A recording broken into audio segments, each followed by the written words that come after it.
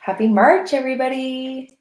Hope you're all having a good first few days of our newest month of the year. Biased, but March is my favorite month.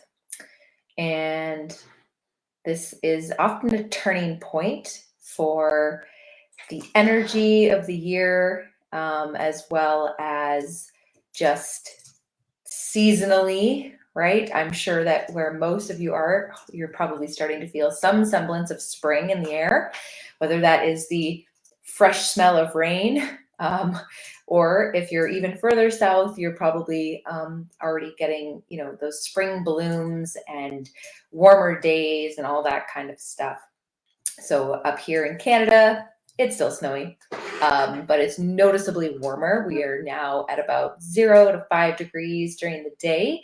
So that is very spring for us, even though there's still meters of snow up in the woods. And we are enjoying, the birds. Actually, I noticed this morning letting the dog out that there are more bird songs up in the trees and kind of just more activity generally out and about, which is also a very positive sign of spring. So this means with a new month, we have a new series of topics. So as you can see here, we are doing the Big Five series. So that means that this month, every week, of which I believe we have 5. Yeah, 5 weeks of sessions this month in March. So big month, lots of content coming. And we're going to be focusing on the Big Five. So let me just share my screen with you so that we can go over what is coming up this month. So if there are some sessions that you are really keen to join us for, you can put these in your calendar. This was shared in the Facebook group. So there's an announcement post that Charlotte so graciously has put up for everyone here. So you can see we are meeting every Wednesday, same time, okay, through the month of March. And then so you can see down below what each of the topics are going to be, or you can head over here in the descriptions. So week 1, that's today, we are doing the 5 reasons your trips aren't fully booked. Next week, we'll be talking about the 5 signs that you're ready to hire an OBM. Week 3, we're going to be talking about the 5 reasons that your back-end operations are disorganized. Week 4 is going to be 5 ways to have a professional online presence for your business. And week 5, my favorite, 5 things that you can delegate before the season gets busy. Can't wait. Very excited. So the calendar link to the Google Calendar is here. So you can put all of those in your day-to-day calendar, and just everything's recorded. So if you can't make it, no worries.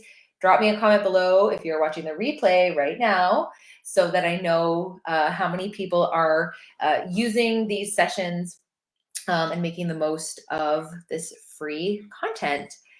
All right, so we'll get rid of this scary screen here. So today we are talking 5 reasons why your trips may not be fully booked for 2022. Now, I say 2022, but this, could apply obviously moving forward in the future. And or if you take a bit of time to just reflect back on 2021 or 2020 or 2019 or any other season in your history of your business, I'm hoping that you can identify some of these things and be like, oh, that was definitely why I didn't sell out of that trip, right? Or why I had to cancel that trip at that time, okay? So part of this is reflection, and then part of this is to help you also just plan better for the future, okay?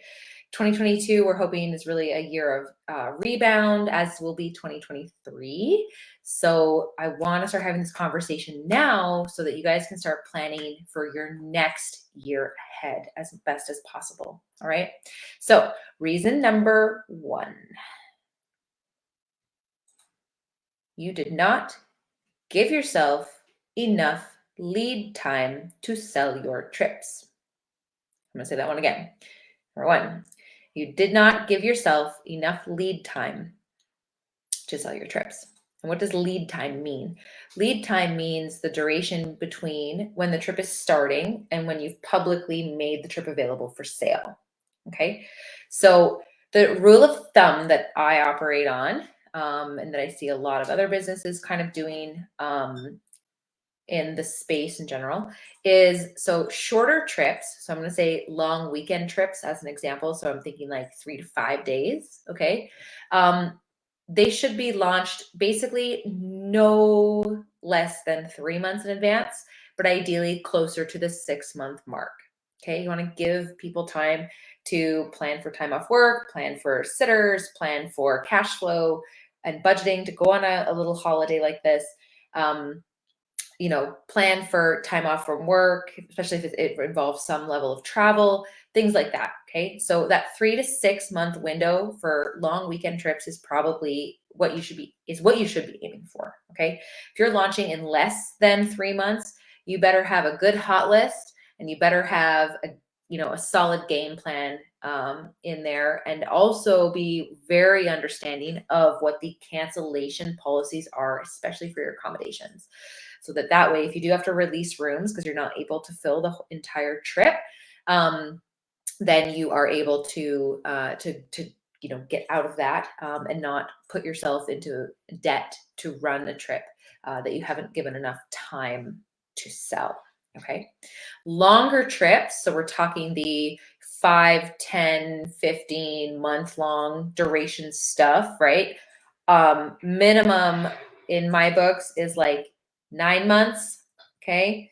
And ideally longer. Okay. Like a year, year and a half, especially if it's a group trip. Different, of course, if you're running custom stuff and you're having people reaching out to you and they want to travel in 6 months and they want to go for a month. Okay. They are reaching out to you. They are giving you the dates they are available. That's totally different. So you obviously have a lot more flexibility there, but you still need time to plan that with your suppliers. So even there, 6 months is probably like, pushing it. And if it needs to happen faster, you should be charging a premium for a quick turnaround. Okay. But this is sort of talking about group trips in regards to 9 months plus of lead time. So you have lots of time to sell your product, get bums in boats, backs in beds, all that kind of stuff, so that you can, fulfill your promises to your suppliers as well, right? Because part of maintaining these supplier relationships, and they'll work better and easier, give you more dates and give you better pricing, the more you deliver to them too. Okay. So make sure you give yourself enough lead time. So if your trips are not fully booked for 2022, that might be one of the reasons why. Reason number 2 why your trips might not be fully booked is because you did not generate a list of hot leads before you launched the trip, right? This is a tactic that I know for sure a lot of the, bigger travel companies do implement. Now, of course, they have teams, but that's not to say that with some planning and a little bit of strategy, you guys in your smaller businesses still can't pull this off. You totally can. Okay. All you need is a landing page that's connected to your email system. So MailChimp does landing pages, ActiveCampaign does landing pages, Keep does landing pages, ConvertKit does landing pages. Okay. It's a thing.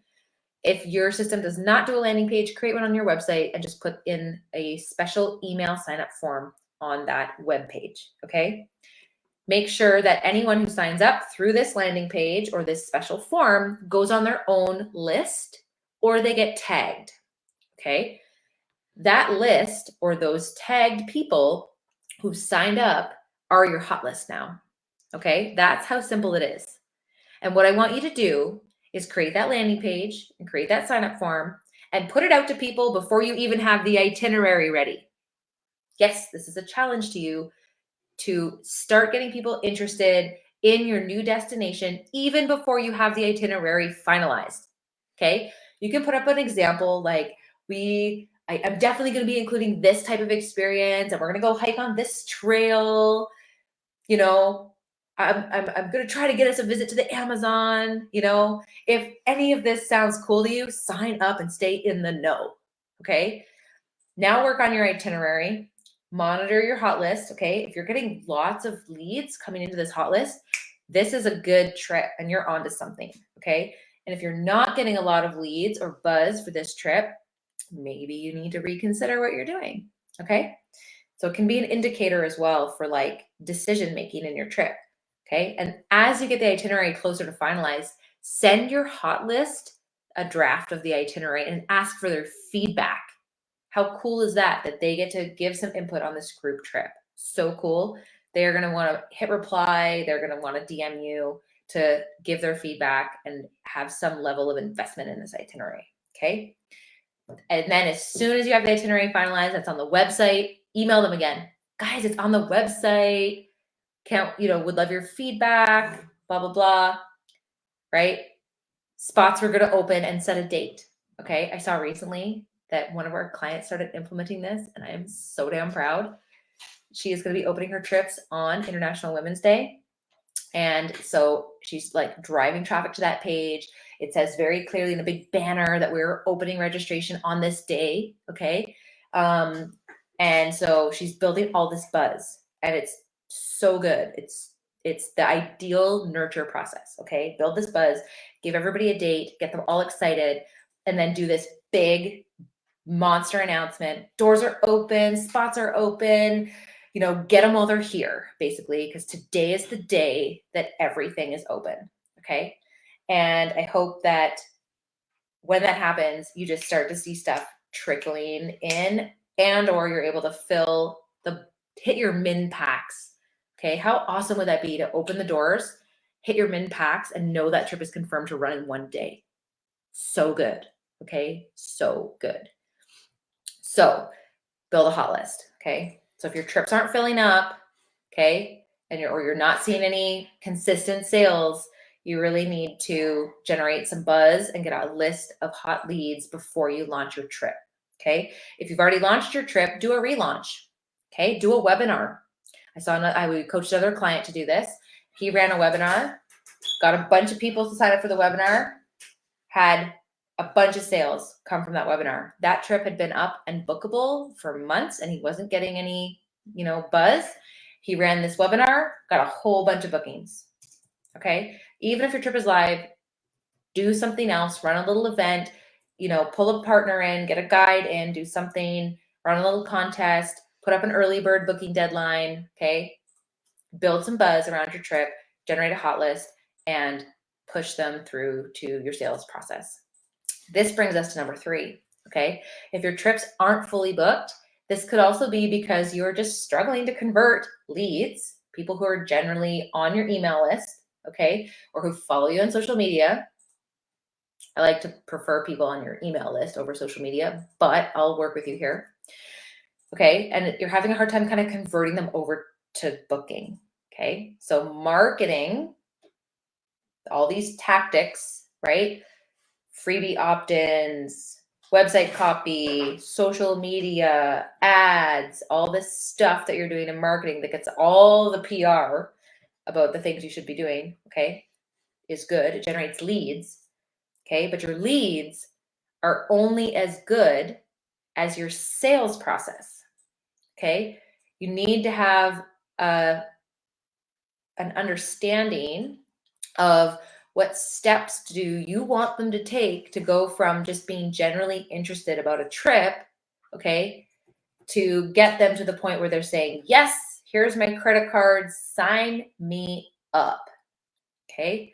How do you get them there? And if you aren't really sure, then that's just because you lack a sales process, and that's okay.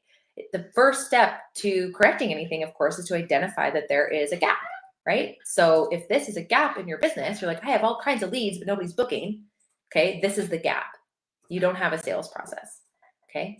If you want to talk about that, please set up for a discovery call with me. I am happy to give you some ideas, see what you're working with now, and see if there's some things that we can come up with.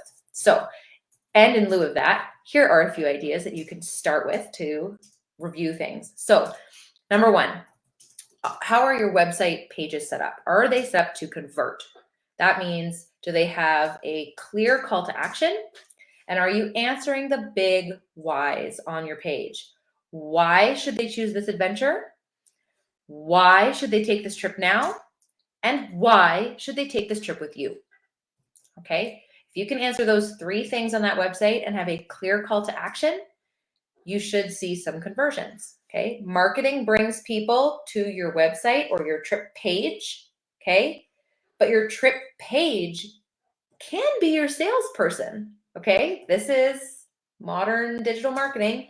Your trip page has to be a sales page so that you can convert people who are now leads sitting looking at your website into signing up to get on your hot list, signing up to book a spot on your trip. That's the conversion event. Okay. So we need to get them to take the next step.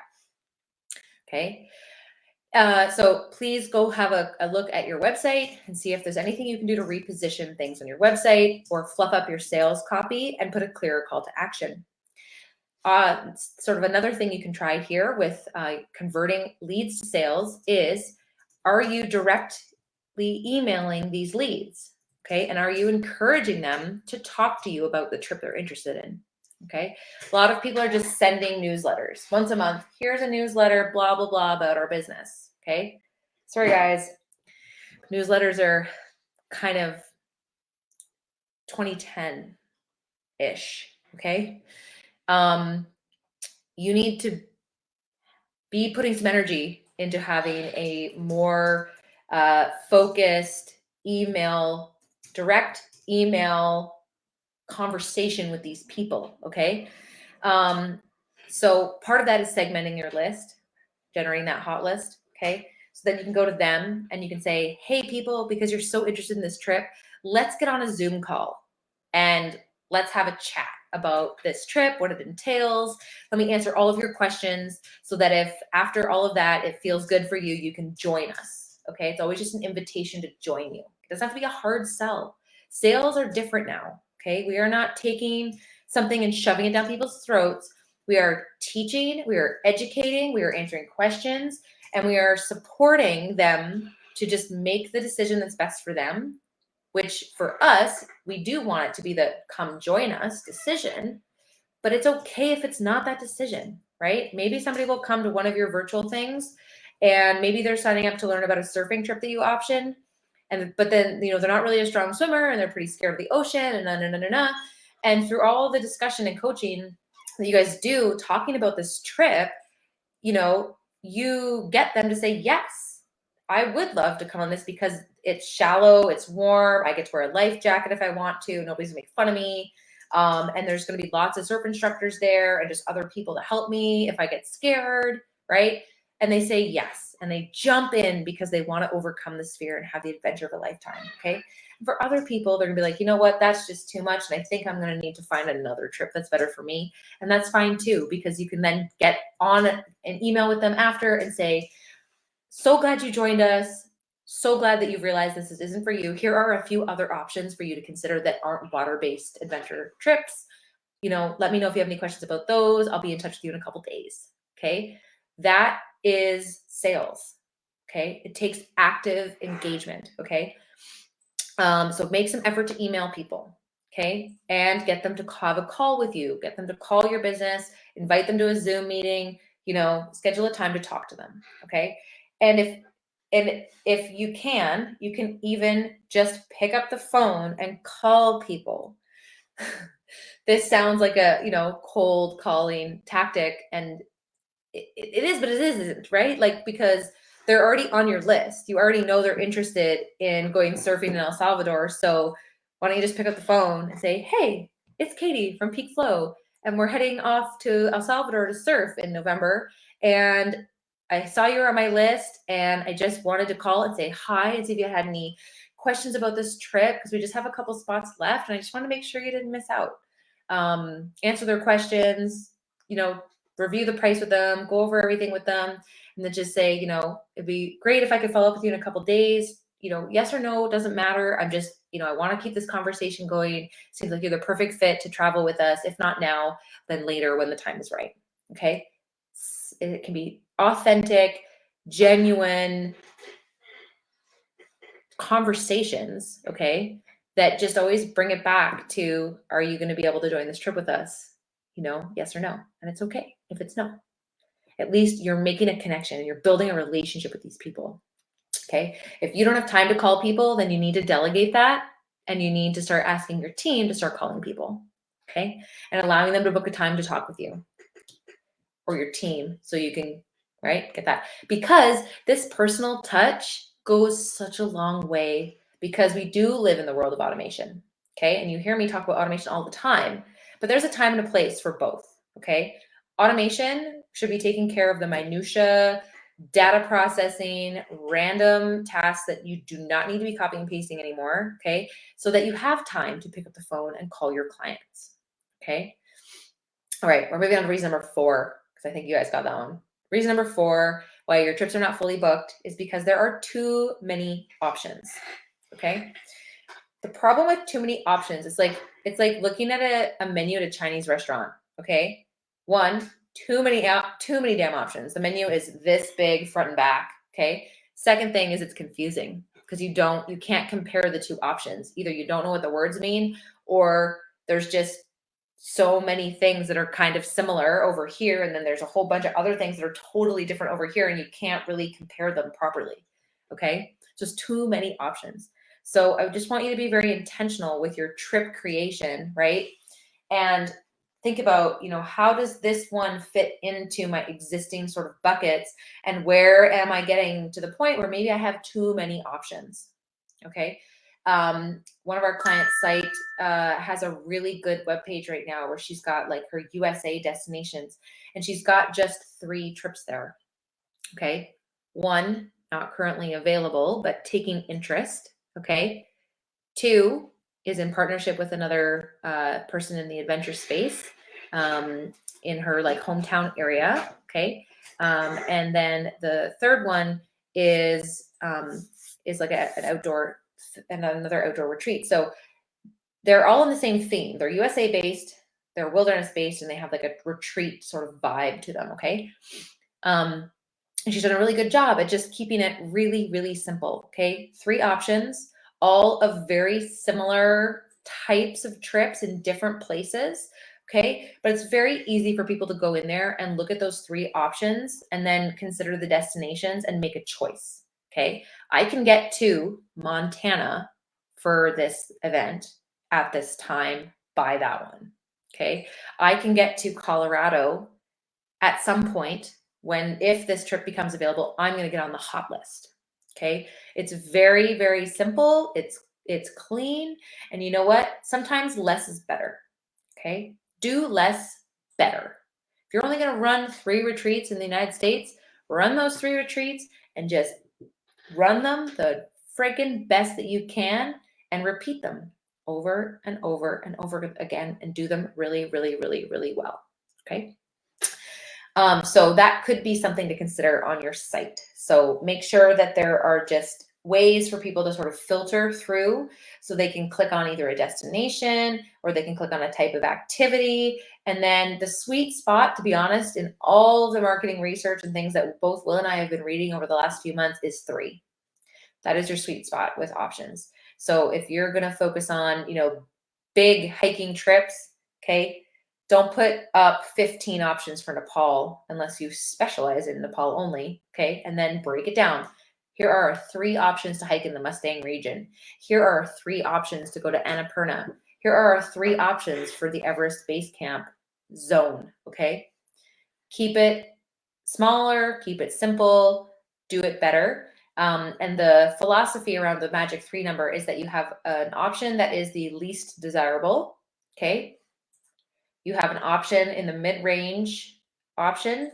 This is typically the one you want people to book in the middle. Okay. So it has the best, maybe PAX guide ratio, and it maybe also is the best profit margin for you as the business owner. Okay. But it still provides lots of good value for your clients.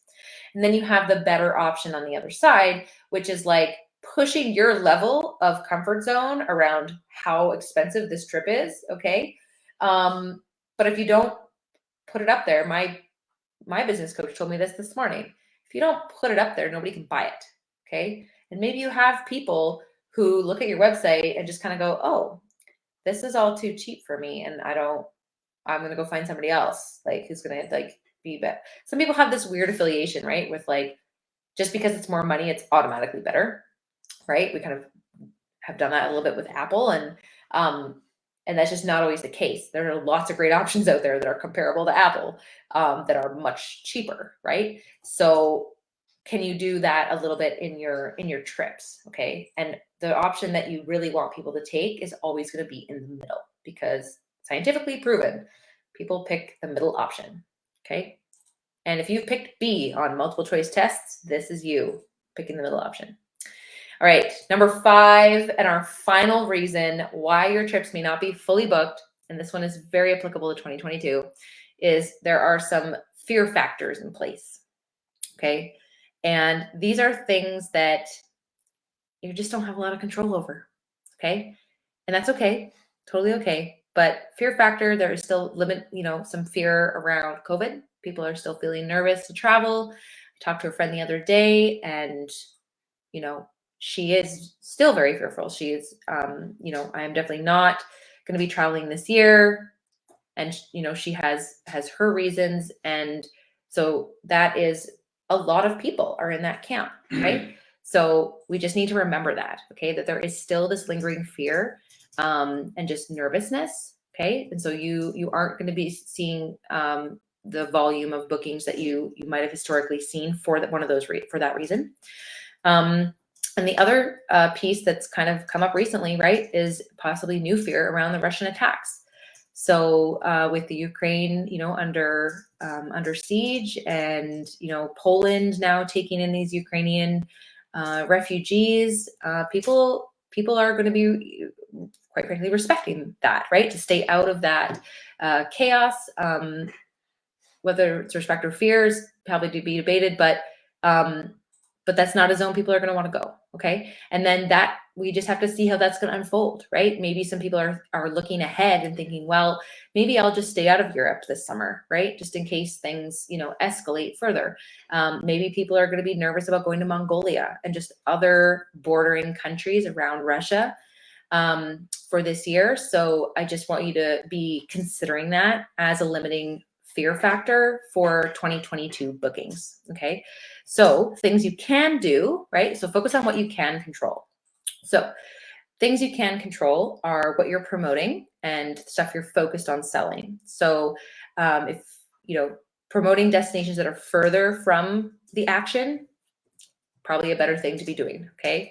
So Australia's recently reopened. That's great. South America, Central America, North America, Canada's just eased a bunch of our restrictions up here. So people who are vaccinated, I believe, can come in without any testing. So easier for travelers now to come and go out of the Canadian borders.